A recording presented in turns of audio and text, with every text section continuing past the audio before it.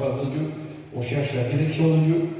Rien n'est fait de notre part. Nous voulons laisser nous oindre. La parole de Dieu nous dit que j'ai oint mon messager pour, c'est qu'il y a une grande efficacité.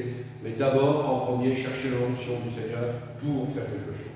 Et comme nous sommes dans la volonté de Dieu, eh bien la parole dit qu'elle ne retourne jamais après avoir fait un effet dans les cœurs. Et ce matin, nous allons nous réjouir en ce moment. Je vais entamer cette prédication, ce message merveilleux, et je vais vous donner de la lecture à faire. On va partager 4 textes en introduction. Et pourquoi ces 4 textes? Vous savez, cette pensée-là, je l'avais déjà eue et j'avais introduit à l'Institut biblique de Rouen. On l'avait envoyé aux futurs serviteurs de Dieu, aux futurs messagers. C'est un message particulier, mais il faut savoir que le Seigneur parle tantôt d'une manière et tantôt d'une autre, mais que sa parole, elle est oui et amen. Elle est indiscutable. Et nous allons voir ce matin donc ce message, sommes-nous capables de porter les fardeaux les uns des autres, et même plus, supporter les fardeaux les uns des autres. Pas toujours évident. Déjà, on a nos propres fardeaux, on a nos propres problèmes, on a nos propres vies. Et puis, eh bien, le Seigneur nous oriente par ce premier verset d'introduction qui se trouve dans l'Épître aux Galates, Galates 6, versets 1 à 2. Ça sera le texte d'introduction. Et après, on lira 4 histoires, 3 histoires différentes, 3 textes différents, pour bien vous faire comprendre. Vous garderez ces textes en mémoire, et quand vous aurez ces textes en mémoire, nous allons entrer dans le message, et vous verrez l'orientation que le Saint-Esprit veut faire prendre à la réunion de ce matin. Parce que je n'ai aucune capacité, mais le Seigneur nous rend capables ce matin, et on va voir ensemble ce merveilleux message. Galates 6, versets 1 à 2, verset d'introduction. Portez les fardeaux les uns des autres, et vous accomplirez ainsi la loi de Christ. C'est parfait, c'est net, c'est clair, on le relit ensemble. Portez les fardeaux les uns des autres, et vous accomplirez ainsi la loi de Christ. Amen. On va lire un deuxième texte qui se trouve dans l'évangile de Jean. Gardez bien tous ces textes en mémoire ce matin. L'évangile de Jean 5, Jean 5, versets 1 à 9. Et on va voir où le Seigneur va nous emmener ce matin à travers ce qu'il va nous dire. Jean 5, versets 1 à 9. Après cela, il y eut une des fêtes juives, une fête des Juifs, excusez-moi. Et Jésus monta à Jérusalem. Or, à Jérusalem, près de la porte des brebis, il y a une piscine qui s'appelle en hébreu Bethesda, et qui a 5 portiques. Sous ces portiques étaient couchés un grand nombre des malades, des aveugles, des boiteux, des paralytiques, qui attendaient le mouvement de l'eau. Car un ange descendait de temps en temps dans la piscine et agitait l'eau. Et celui qui descendait le premier, après que l'eau avait été agitée, était guéri, quelle que fût sa maladie. Là se trouvait un homme malade depuis 38 ans. 38 ans. Jésus, l'ayant vu coucher et sachant qu'il était malade depuis longtemps, lui dit « Veux-tu être guéri ?»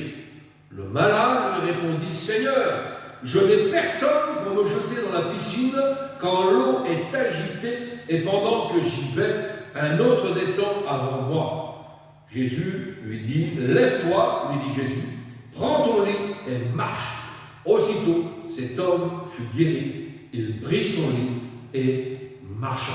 Amen. Un autre texte. Maintenant, nous allons aller faire une marche arrière complète et nous allons aller dans le premier livre de la Bible, dans Genèse, Genèse 18, versets 20 à 33. C'est des grandes lectures ce matin. Mais les grandes lectures vont nous orienter, vont nous faire comprendre la direction de ce que Dieu veut nous dire ce matin. Sommes-nous capables de porter les fardeaux les uns des autres? Amen.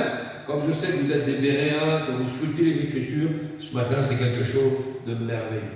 Genèse 18, versets 20 à 33. Et l'Éternel dit, le cri contre Sodome et Gomorrhe s'est accru et leur péché est énorme. C'est pourquoi je vais descendre et je verrai s'ils ont agi entièrement selon le bruit venu jusqu'à moi, et si cela n'est pas, je le saurai. Là, on parle de Sodome et Gomorrhe, de Lot et d'Abraham. Les hommes s'éloignèrent et allèrent vers Sodome, mais Abraham se tint encore en présence de l'Éternel. Abraham s'approcha et dit, « Feras-tu aussi périr le juste avec le méchant? Peut-être y en a-t-il 50 justes au milieu de la ville.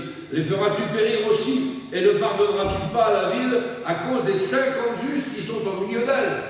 Faire mourir le juste avec le méchant, en sorte qu'il en soit du juste comme du méchant. Loin de toi cette manière d'agir. Loin de toi celui qui juge toute la terre. N'exercera-t-il pas la justice? » Et l'Éternel dit, « Si je trouve dans Sodome 50 justes au milieu de la ville, je pardonnerai à toute la ville à cause d'eux. » Abraham reprit et dit, « Voici, j'ai osé encore parler au Seigneur, moi qui ne suis que poudre et cendre. Peut-être les 50 justes en manquera-t-il 5? Pour 5, détruiras-tu toute la ville? » Et l'Éternel dit, « Je ne la détruirai point si j'y trouve encore 45 justes. » Abraham continua de lui parler et dit, « Peut-être s'y trouvera-t-il encore 40 justes. » Et l'Éternel dit, « Je ne ferai point à cause de ces 40. » Abraham dit, « Que le Seigneur ne s'irrite point et je parlerai.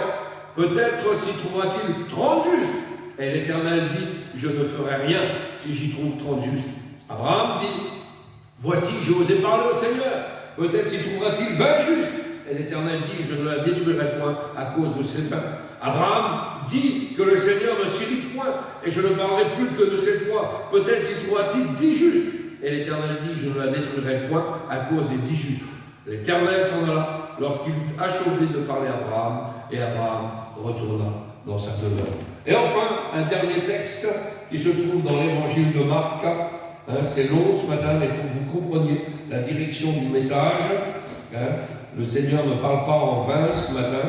Et nous allons aller dans l'évangile de Marc ce matin, quelque chose que le Seigneur a mis sur notre cœur. Marc, regardez bien ce que va nous dire Marc 2, versets 1 à 12. C'est important de comprendre ces lectures. Notez-les, relisez-les chez vous, c'est quelque chose de merveilleux. Quelques jours après, Jésus revint à Capernaum, on apprit qu'il était à la maison. Il s'assembla un si grand nombre de personnes que l'espace devant la porte ne pouvait plus les contenir. Et leur annonçait la parole. Des gens vinrent à lui, amenant un paralytique porté par 4 hommes. Comme ils ne pouvaient pas l'aborder à cause de la foule, ils découvrirent le toit de la maison où ils étaient. Et ils les descendirent par cette ouverture, le lit sur lequel le paralytique était couché. Jésus, voyant leur foi, dit au paralytique, « Mon enfant, tes péchés sont pardonnés. » Il y avait là quelques scribes qui étaient assis et qui se disaient au-dedans d'eux, « Comment cet homme parle-t-il ainsi? Il blasphème.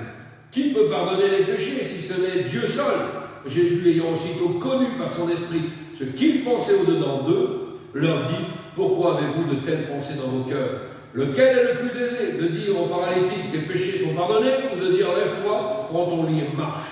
Or, afin que vous sachiez que le Fils de l'homme a sur la terre le pouvoir de pardonner les péchés, je te l'ordonne, dit le paralytique, lève-toi, prends ton lit et va dans ta maison. » Et à l'instant, il se leva, prit son lit et sortit en présence de tout le monde, de toutes sortes, qu'ils étaient tous dans l'étonnement et glorifiant Dieu, disant, nous n'avons jamais rien vu de pareil.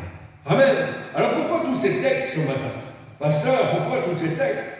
Eh bien, le thème du message de ce matin, sommes-nous capables de porter les fardeaux les uns les autres? Et nous avons des textes en opposition. Nous avons des très bons exemples et nous avons de très mauvais exemples. Et nous voyons dans ce texte de départ de Galates, nous voyons le message de Paul, la lettre de Paul à l'église de Galates et aux frères de l'église de Galates. Nous voyons ici l'église primitive. Merveilleux. L'église primitive, aujourd'hui, beaucoup de gens voudraient revenir à cette église primitive. Mais laissez-moi vous dire que cette église primitive n'est pas constituée d'hommes et de femmes parfaites. Loin de là. Nous parlons souvent de l'église primitive comme une église sans défaut. C'est archi faux. Et nous l'avons vu. Malgré qu'il y avait de grands enseignants, pas de problème. Comme Paul, il y avait aussi des défauts et des problèmes. Il suffit aujourd'hui que dans une église, quelle qu'elle soit, que quelqu'un commette le péché pour dire c'est une fausse église. Eh bien, c'est faux. L'église de Galates a été fondée par le grand apôtre Paul.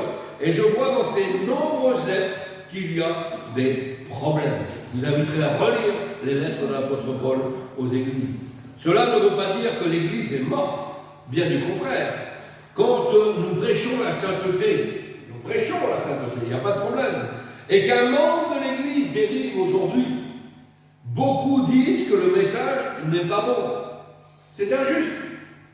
C'est injuste. Il y a des grandes écoles, avec des grands professeurs, et pourtant il y a des étudiants qui échouent. Vous comprenez ça, hein? Nous, on a formé des futurs serviteurs de Dieu.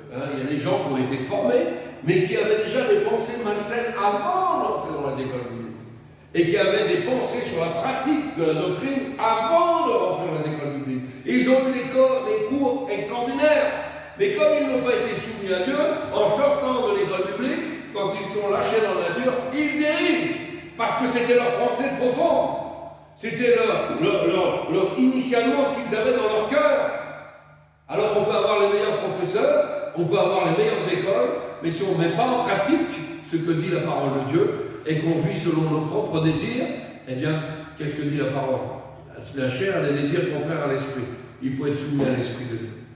Alors oui, il y a des grands professeurs, et les gens peuvent échouer à leur cours. Est-ce la faute de l'école, ou est-ce la faute des professeurs? Et lorsque nous venons à l'église, nous attendons à trouver des personnes parfaites. Vous savez, quand je me suis converti, pour moi, quand j'ai rencontré le Seigneur, je sortais d'un milieu voyoucratie. J'ai été brisé par le Seigneur, j'ai été humilié par le Seigneur. Merci Seigneur.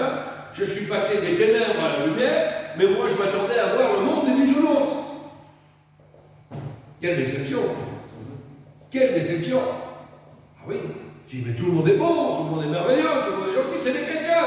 Il n'y a pas de souci, il n'y a pas de problème. Eh bien, lorsque nous venons à l'église, nous nous attendons à trouver des personnes parfaites.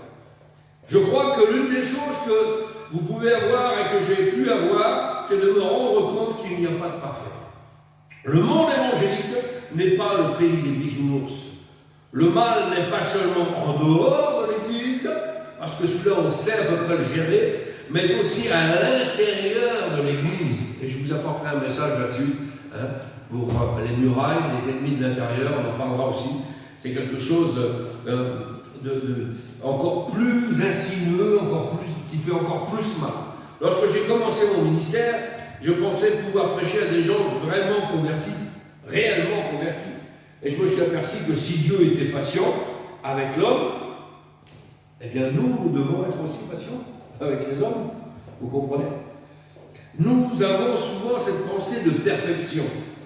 Et ce qui est mal, c'est que nous avons aussi cette pensée de perfection pour les autres. Nous l'avons pour notre propre vie, mais nous l'avons aussi pour les autres.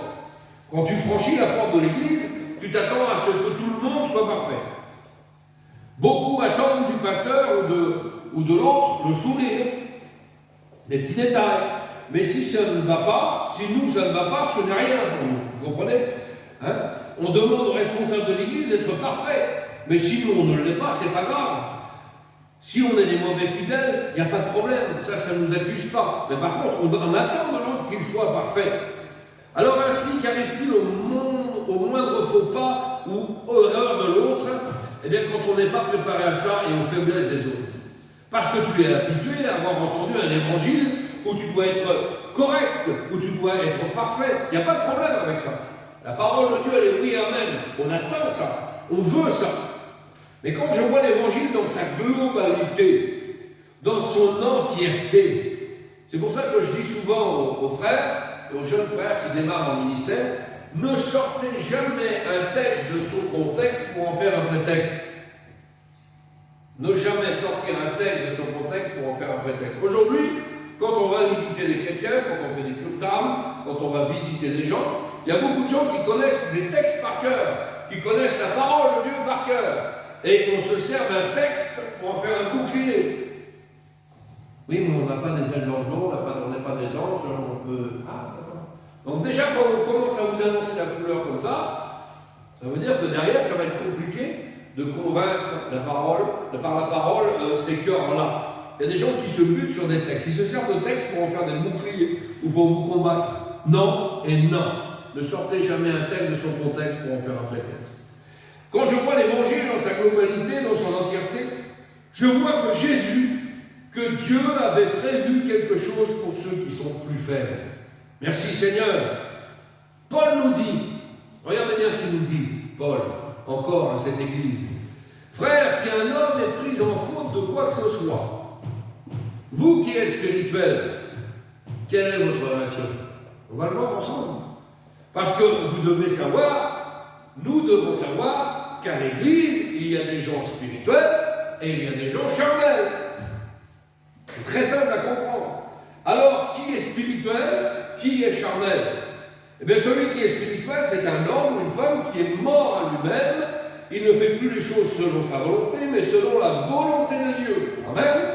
Et le charnel, c'est quelqu'un qui a donné sa vie à Jésus, mais qui continue à diriger sa propre vie selon les choses du monde. Et malgré qu'il dise qu'il est chrétien, il continue à faire les œuvres de la chair, par conséquent les œuvres du monde. Dans une assemblée, il y a des spirituels, il y a des charnels, il faut le savoir. Et la Bible dit ceci, vous qui êtes spirituels, si on est des super spirituels et qu'on est saints, vous qui êtes des super spirituels, redressez celui qui pêche avec un esprit de condamnation, c'est ça? Avec un esprit de condamnation, c'est ce qui est marqué? Non, il est marqué avec un esprit de douceur. Toi qui es spirituel, Dieu ne te dit pas de tuer celui qui pêche. C'est important ça. Toi qui es spirituel, Dieu ne te dit pas de tuer celui qui pêche. Mais Dieu te demande de le redresser avec un esprit de douceur. C'est ça la parole de Dieu. Quelqu'un de spirituel ne tue pas et il n'enterre pas les gens par sa sainteté. Il y a des gens qui sont super saints, très saints, et des super spirituels.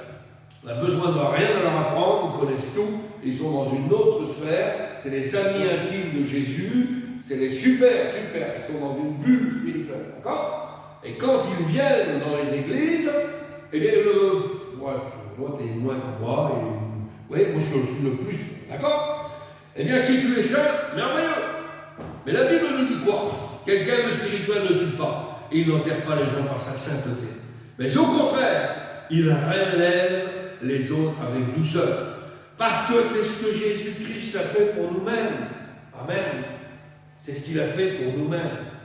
Au contraire, sache que quand tu tues les gens avec ta sainteté, alors tu deviens charnel. Je répète la phrase. Alors, au contraire, sache que quand tu tues les gens avec ta sainteté, tu deviens alors charnel. Parce que la sainteté, ce n'est pas seulement vaincre le péché, mais aussi vaincre la méchanceté. Et dans la douceur, il y a quoi? Il y a l'essence même de la parole de Dieu. Il y a l'amour. L'amour. Amen. Et l'amour, ce n'est pas acclamer le péché non plus. Ce n'est pas ce qu'on vous demande. Mais c'est à dire à l'autre, et c'est dire à l'autre le problème avec douceur. Relève-toi mon frère, ça va aller, et continue. On va prier pour ça.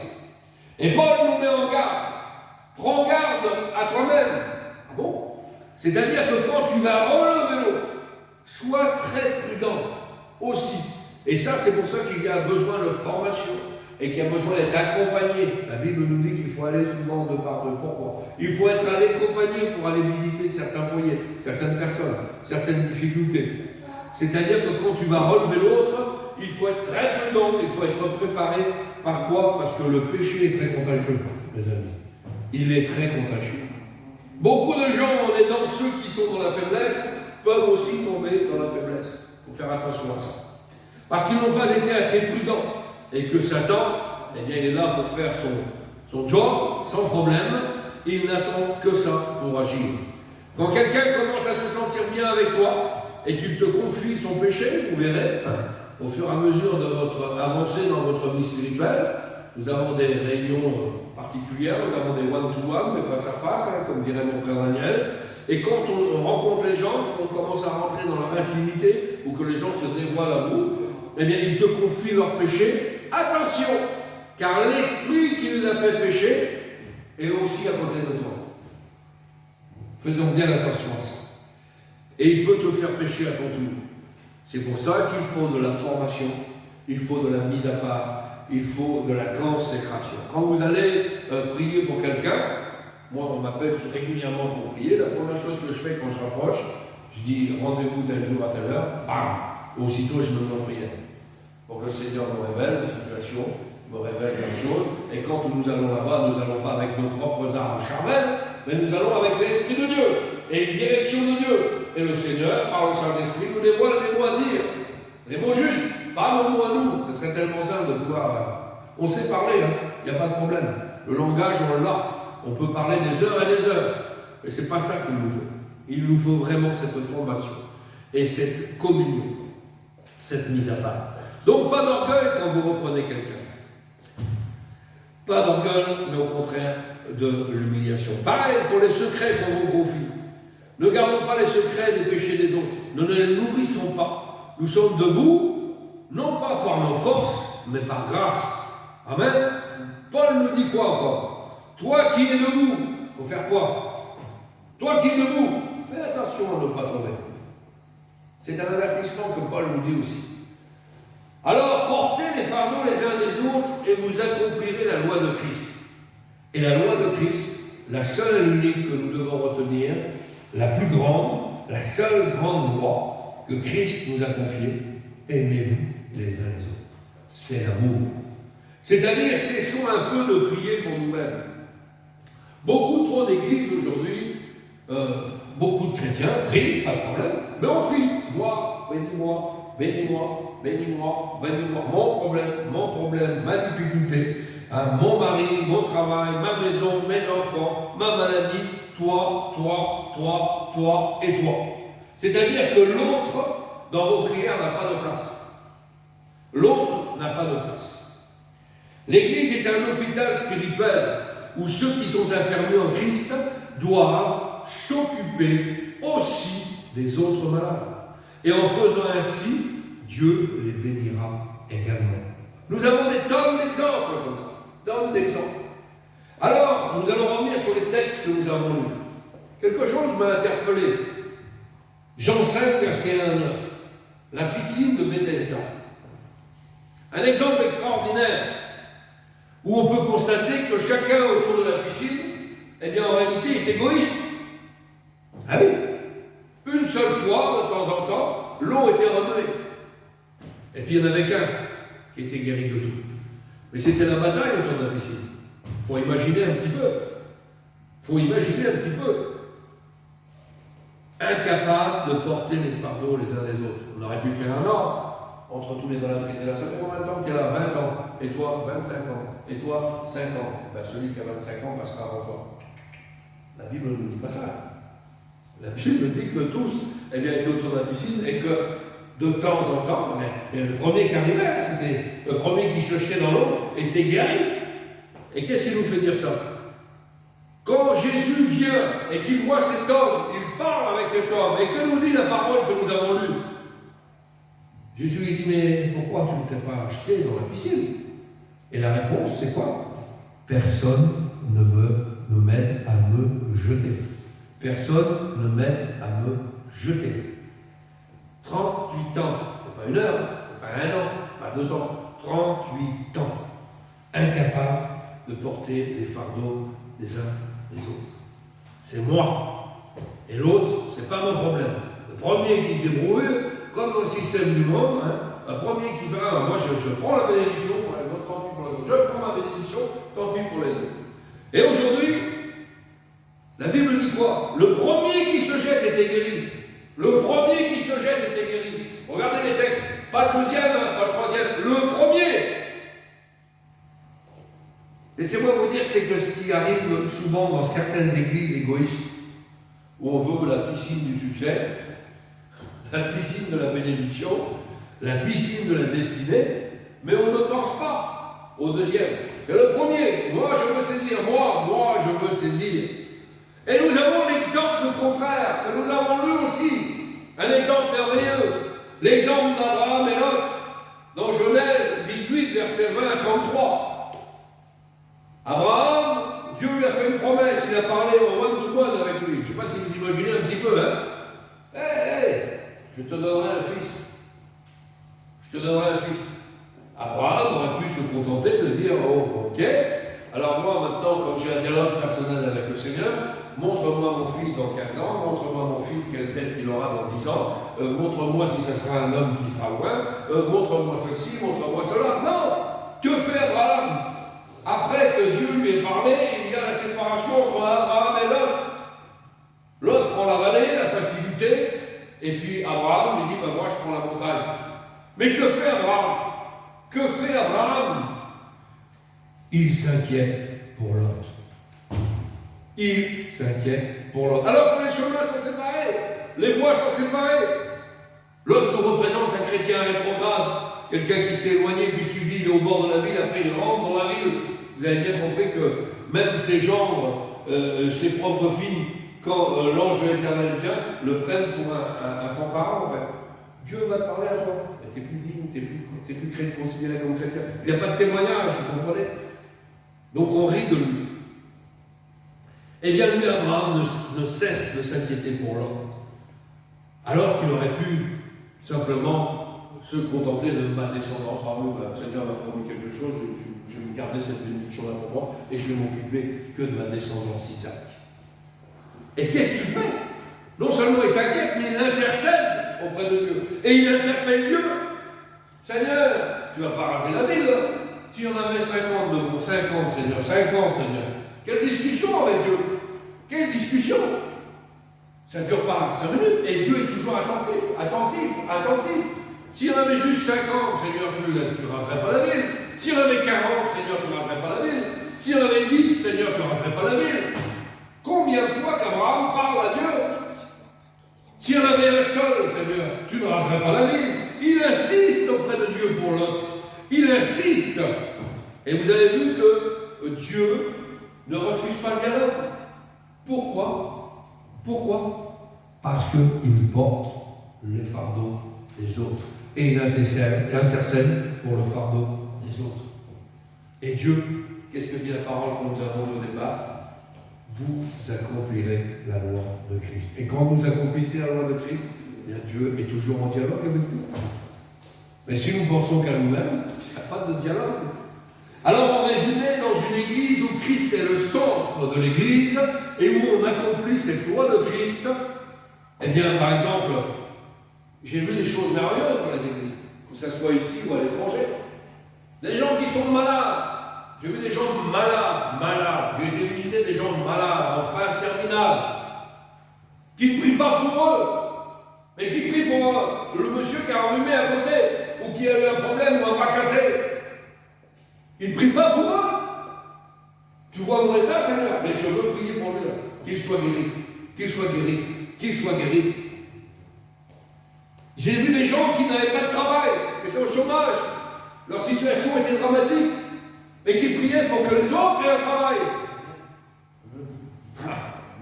Tant que l'Église, nous ne portons pas le fardeau les uns des autres, laissez-moi vous dire que l'Église n'a pas commencé. Cette Église-là n'a pas commencé. Voilà ce qu'est l'Église primitive. Soyons dans l'amour et non pas dans l'égoïsme. Vous savez, on fait souvent des bilans. Et nous le faisons ici, nous l'avons fait. Et nous avons été surpris. L'année dernière, on avait fait tout un cahier de requêtes de prière. On a un tableau de requêtes de prière. Prier pour les uns, prier pour les autres. Et en plus, on fait des jeûnes de prière très régulièrement. C'est une autre efficacité, une autre portée. On rajoute un turbo à nos prières. Je vous l'avais expliqué dimanche dernier. C'est quelque chose de merveilleux. L'exemple même, c'est Jésus. Jésus, Matthieu 4,4. 2 textes différents. Avant le jeûne, Jésus rempli du Saint-Esprit. Après le jeûne, Jésus revêtu de la puissance du Saint-Esprit. C'est pas la même chose. Qu'est-ce qu'il y a eu entre les deux? Il a jeûné. La prière ne suffisait pas, il a rajouté le jeûne. C'est un modèle pour nous. Nous devons mettre un turbo sur nos prières. Alléluia. C'est quelque chose de merveilleux. Alors, je disais qu'on faisait des bilans de prière. Nous avons fait des cahiers de requêtes de prière et on prie régulièrement pour les autres. Que ce soit pour Willy, pour les foyers, pour Yo-Yo. Pourtant, mettons tout. Et puis, quand on prie comme ça, on fait le bilan en fin d'année et on s'aperçoit qu'il y a même des prières qu'on n'a même pas pensé qui ont été exaucées. Parce qu'on a prié pour les autres.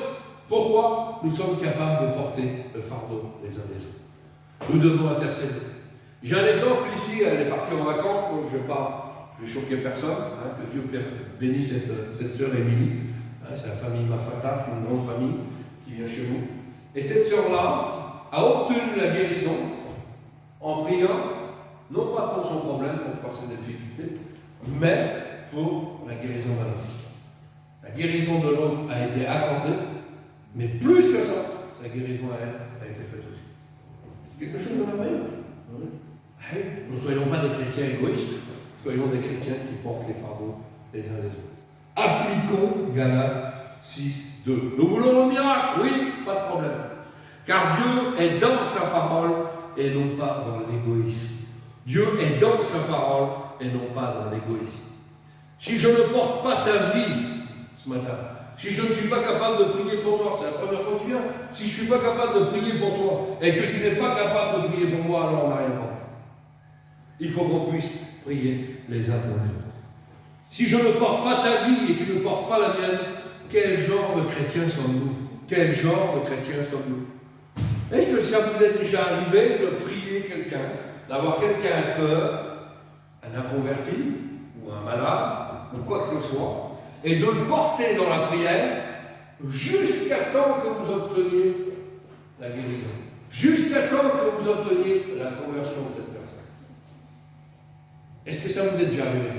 Parce qu'à l'église, on fait souvent des choses dans toutes les assemblées, pas plus celles-là que les autres, mais dans certaines églises, on prie pour les malades, on a des requêtes de prière, on lève le bras, on va prier pour un tel, et ça s'arrête là.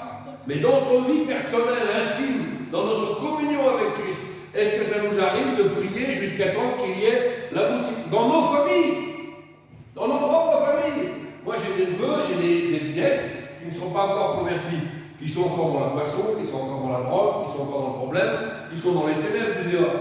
Est-ce que nous devons cesser de prier pour eux? Est-ce que nous prions pour eux une fois de temps en temps, ou nous voulons continuer à les amener dans la prière jusqu'à temps qu'on obtienne la bénédiction? Eux-mêmes ne savent pas qu'on n'a pas lâché rien dans la prière. Eux ne le savent pas. Mais nous savons que nous voulons obtenir la victoire. Et nous voulons être victorieux par la prière. Si la bénédiction tarde, attends-la. Et nous devons persévérer. Persévérer jusqu'à une conversion totale de la personne que nous avons à cœur. Persévérer jusqu'à la guérison totale. Persévérer jusqu'à un miracle total. Beaucoup trop de chrétiens aujourd'hui font le contraire. Et beaucoup trop de chrétiens aujourd'hui demandent même le jugement de Dieu pour certaines personnes. Le jugement de Dieu, mais pas le salut. Ils demandent le jugement de Dieu. Ah, celui-là, mais pas le salut. As-tu déjà demandé à Dieu et prié jusqu'à quelqu'un qui puisse obtenir cette conversion, cette délivrance? C'est quelque chose de merveilleux. Laissez-moi vous dire qu'à un moment donné, vous imaginez qu'il peut être converti, il peut être guéri juste par tes prières, parce que tu n'as jamais cessé de prier, même si ça dure 1 an, 2 ans, 3 ans. Tu n'as jamais cessé de prier et tu as obtenu la victoire. Ou bien as-tu demandé à Dieu qu'il maudisse un tel et un tel? Ça peut arriver aussi. Ah, ben laisse-le de côté, celui-là, dans nos familles à nous, dans nos propres familles. Celui-là, il est dans la drogue, jamais de sa vie, il peut rester comme jamais. Il est alcoolique, jamais de sa vie il se convertira. Jamais de sa vie il sera délivré de la drogue. Jamais de sa vie il viendra à Dieu. Jamais. Est-ce qu'on demande ça ou on continue à prier pour eux? Seigneur, touche-le. On oublie nos problèmes et on prie. Laissez-moi vous dire que si vous ne portez pas les fardeaux les uns des autres, la Bible dit que si on les porte, ces fardeaux-là, nous accomplissons la loi de Christ. Mais si nous ne les portons pas, ça veut dire aussi que nous n'accomplissons pas la loi de Christ. La parole est claire, elle est oui et amen. Elle est pas blanc cassé, non, il y en a beaucoup qui veulent diluer la parole, qui veulent étendre la parole comme un élastique, sortir un verset, dire on va l'étirer un peu, on va essayer de mettre ça et ça au milieu. Non, la parole elle est oui et elle mène et elle se suffit à elle-même. Si nous ne partons pas les fardeaux les uns des autres, laissez-moi vous dire que nous ne connaissons pas Dieu. Nous ne connaissons pas Dieu. Vous venez profiter de Dieu. Beaucoup de chrétiens viennent profiter de Dieu. Ils viennent recevoir des choses de Dieu. Mais vous ne connaissez pas la nature même de Dieu. De celui que vous priez. Beaucoup de gens ne connaissent même pas la vraie nature de Dieu, alors qu'ils prient leur Seigneur. On voit toujours nos tristes vies, à nous. On se lamente sur nous-mêmes. Mais s'il y a des gens qui nous racontaient seulement, vous savez, une fois, ce que j'ai fait, je l'ai fait volontairement, c'était dans une grande assemblée, et j'avais été avec, parce qu'on faisait des échanges inter-églises, et on avait loué des minibus, et on a été dans une église à Dreux, avec toute l'église, on a fait une réunion de partage, on fait beaucoup de réunions de partage. Et l'église là revient quelques mois après chez nous, et on leur laisse la totalité du programme. Et moi, ce qui est encourageant, c'est d'écouter les témoignages des frères et des sœurs, des vies transformées, des guérisons, des miracles qu'il y avait dans leur vie. C'est enrichissant. Aujourd'hui, on n'écoute plus beaucoup de ces choses. Hein? C'est pour ça que je disais à mon frère l'autre jour, je dis, il faut que l'Église participe, il faut que l'Église soit brillante, il faut que l'Église soit vraie. Vous n'êtes pas ici avec un numéro sur le chair, c'est bien, vraiment, c'est pas comme ça la vie chrétienne. Et aujourd'hui, eh bien, quand on partage ces choses-là, eh bien, qu'est-ce qui se passe? Qu'est-ce qui se passe? Eh bien, si on faisait passer certaines personnes ici, derrière l'estrade, et qu'on écouterait leur vie, nos problèmes à nous, on les verrait pas comme ça. Parce qu'il y a des gens qui ont des problèmes, je ne vous dis pas. Alors ce matin, si on en a des problèmes, et on en a, qui n'en a pas? Je lève mes deux mains, vous comprenez? Mais comme je sais que vous priez pour moi et que moi je prie pour vous, il n'y a pas de problème. Je vous laisse ce fardeau-là et je prends le vôtre. Et à ce moment-là, on accomplit la loi de Christ. Et à ce moment-là, on est bénis ensemble. C'est quelque chose de merveilleux.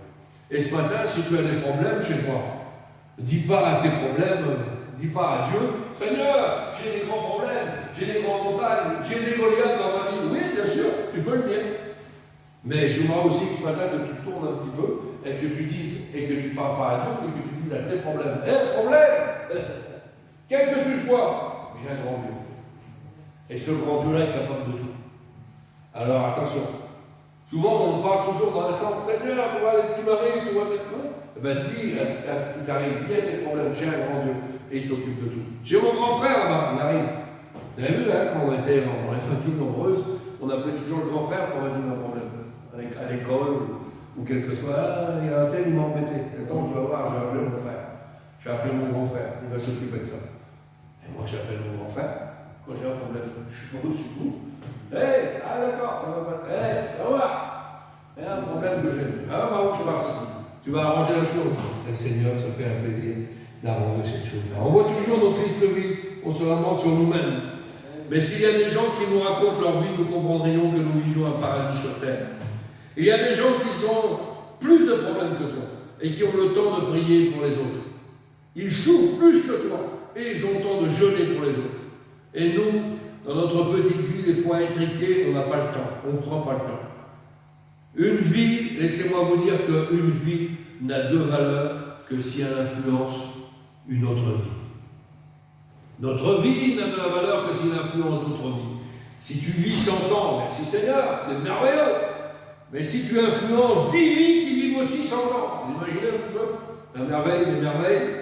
Abraham ne s'est pas concentré que sur Isaac. Elle s'est concentrée aussi sur Lot. Alléluia. Et nous aussi, nous devons être, non pas comme cette histoire de la piscine de Bethsaïda, porter ceux qui ne peuvent plus marcher. Ben oui, il faut le faire. Et non pas laisser quelqu'un tranquillement sur le bord du chemin. J'ai vu des chrétiens dans des églises qui sont là depuis 20 ans, depuis 10 ans, pas ici. Parce qu'on fait un roulement, on essaie de participer tout le monde. Mais quand on voit des chrétiens qui sont sur le bord du chemin et qu'on les laisse, et qu'on les laisse, et qu'on les laisse, et qu'on les laisse, on fait que d'aggraver leur problème. Vous comprenez? Il faut vraiment avoir à cœur. Et puis, la dernière histoire, et puis je vais m'arrêter là, celle que nous avons lue dans l'évangile de Marc. Regardez cet élan merveilleux qu'ont eu ces 4 vrais disciples qui ont trouvé la ruse de pouvoir démonter le toit pour faire descendre le paralytique dans la maison est pleine. On vous le dit souvent ça. N'importe une pas de mètre. Vous vous rappelez de cette histoire-là? Ah, c'est pas pour toi, bénédiction, laisse tomber. Pourtant, il criait vers Jésus. Ah, laisse tomber. N'importe une pas de mètre. N'importe une pas de mètre. C'est plein. La réunion, c'est plein. Le Seigneur va pas te voir, toi. Laisse tomber. Ah, mais moi, je vais avoir du zèle. On va avoir le soulier du zèle. On va avoir le zèle de l'évangile. Il n'y a pas de place, on va passer par le toit. Ils ont commencé à démonter les tuiles, qu'est-ce qui se passe devant Jésus? Des bouts de plats, des bouts de tuiles qui descendent, et là on descend par les tuiles. Quelle envie, quelle foi, quelle soif de pouvoir amener ce paralytique. Vous ne pouvez pas se déplacer. C'est tout l'inverse du paralytique de la piscine. C'est tout l'inverse. Lui, il était tout seul. Il est resté 38 ans dans sa position. Et là, il n'est pas resté 38 ans dans sa position. Il a trouvé 4 vaillants, 4 chrétiens vrais, 4 disciples qui ont dit quoi? Ah ben, nous, on connaît Jésus. On sait qu'il est capable d'arranger ton problème. Mais il y a trop de monde, on ne peut pas y aller. C'est loin, maman. Ah bon? Et nous, on va te porter, on va trouver quelque chose. Attends, on va passer par la fenêtre, on va casser le mur. Bon, on va t'amener devant le pied du maître. Et le pied du maître va résoudre ton problème. Et ce matin, quel que soit ton problème, si tu n'as pas la force de venir tout seul, si tu n'as pas la force de prier tout seul, eh bien laisse-moi te dire que si nous accomplissons la loi de Galate, nous sommes capables de porter tes fardeaux, nous sommes capables de porter ton problème, ta difficulté. Nous allons prier pour toi. Alors, qu'est-ce qui se passe? Le miracle se fait. Pourquoi? Parce que nous accomplissons la loi de Christ. Vous avez compris ce matin l'essentiel de la parole? Ce matin, ne soyons pas des chrétiens enfermés sur nous-mêmes, ne soyons pas des chrétiens égoïstes, mais soyons des chrétiens qui partagent cette vraie foi. Et si tu as un problème, nous allons prier pour toi. Et moi j'ai des problèmes, priez pour moi. J'ai besoin de prier pour moi. Ah oui. Pas parce qu'on est derrière un strap qu'on est plus que les autres. Hein. Pas du tout. Je suis le plus petit d'entre vous. Et j'ai besoin des prières de mes fidèles. J'ai besoin des prières des disciples. J'ai besoin des prières. Et vous avez besoin des prières du pasteur. Vous avez besoin des prières de votre frère à côté. Vous avez besoin des prières des sœurs. Nous avons des piliers d'église. Nous avons des sœurs qui sont vraiment ici dans la prière. Ça, je ne vois pas, c'est l'armée de l'ombre. Mais je sais qu'ici, il y a des gens qui jeûnent régulièrement, en dehors des jeûnes que l'on fait. Je sais que quelques sœurs ici prient chez eux, vraiment, réellement, je le sais, parce que j'ai vécu ça, je les ai vus ça. C'est pas de dire oh, il faut plus, non. Je sais qu'il y a des. Pourquoi on a le nouveau bâtiment? Parce qu'il y a eu des heures à genoux. Vous savez, les plus grandes victoires, c'est pas sur le ring face à face. Hein. Les plus grandes victoires, c'est quand on est à genoux. Dans le secret de sa chambre. Quand on est à genoux, même si un Goliath est encore plus grand, si vous êtes à genoux, et là on va le terrasser. Parce que c'est dans l'humilité, c'est avec ça qu'on remporte les victoires. C'est à genoux. Avant d'aller combattre, que nous puissions être par terre, à genoux, à prier, à pleurer, à louer Dieu. Prions les uns pour les autres. Alléluia. Et ce matin, nous accomplirons la loi de Christ. Seigneur, merci pour ta parole. Seigneur, tu vois, Seigneur, ce message que je n'ai pas dit dans sa globalité. Mais Seigneur, Saint-Esprit, il est arrêté là, c'est merveilleux.